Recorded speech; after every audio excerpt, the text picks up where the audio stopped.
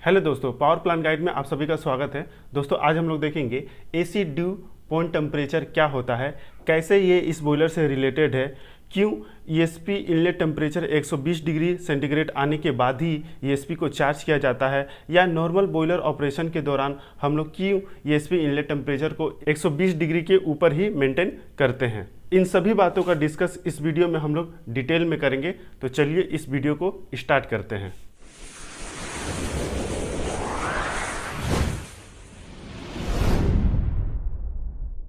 तो acid due point temperature, इस topic को समझने से पहले हमें यह जानना होगा कि ड्यू पॉइंट टेम्परेचर क्या होता है। ड्यू का मतलब होता है औस, जिसे आप बहुत ही अच्छे से जानते हैं।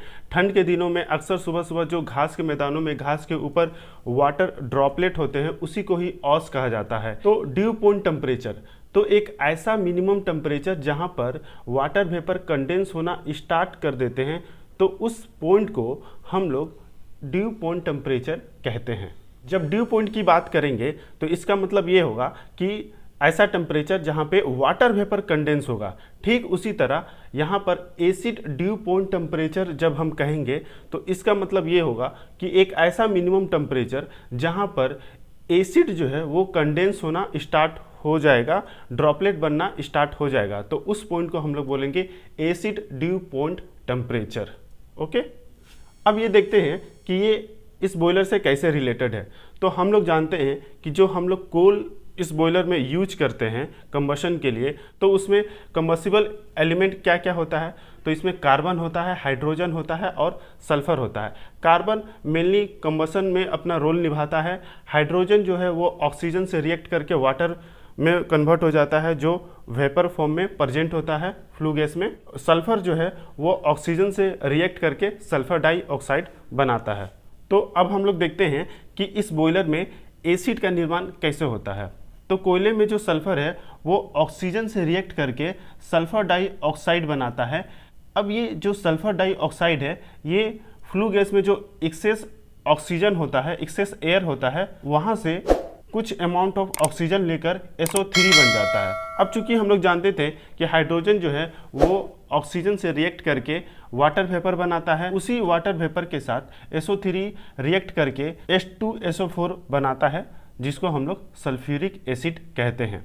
तो इसी एसिड का एक मिनिमम टेम्परेचर होगा जहां पर ये कंडेंस होना स्टार्ट हो जाएगा, उसी को हम लोग बोलते हैं एसिड ड्यू पॉइंट टेम्परेचर। तो ये acid due point temperature mainly कितना परसेंटेज ऑफ सल्फर आपके कोयले में मौजूद है वो इस पे डिपेंड करता है। इंडिया में जो कोल यूज होता है उसमें अराउंड 0.5% सल्फर होता है, जिस पर उसका एडिटी लगभग 119 डिग्री सेंटीग्रेड होता है। अगर यही सल्फर परसेंटेज 1% हो जाए तो उस समय इसका एडिटी जो है 126.6 डिग्री सेंटीग्रेड हो जाएगा। अगर ये सल्फर 2% हो जाए उस समय इसका एडिटी 132.2 डिग्री सेंटीग्रेड हो जाता है।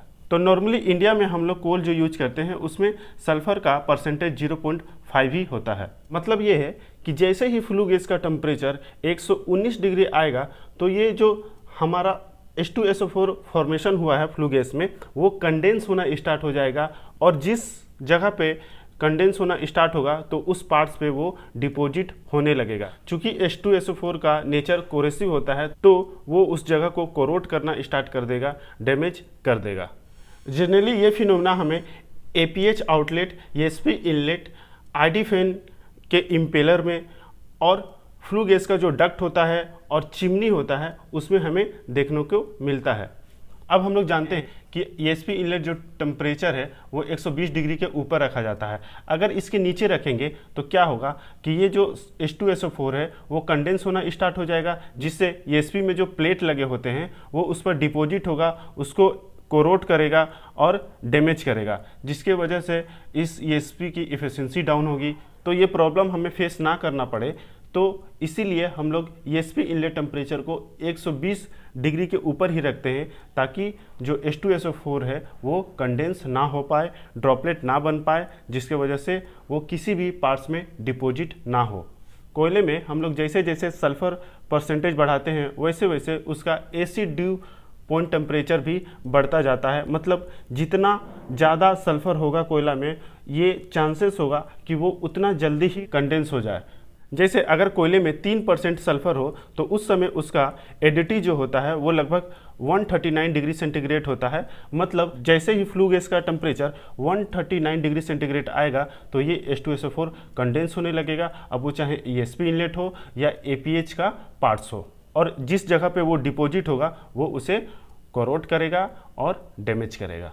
तो आई थिंक कि आप बहुत अच्छे से समझ गए होंगे कि हम लोग ESP इनलेट टेम्परेचर को 120 डिग्री के ऊपर क्यों मेंटेन करते हैं, या ESP इनलेट चार्ज क्यों 120 डिग्री के ऊपर ही किया जाता है।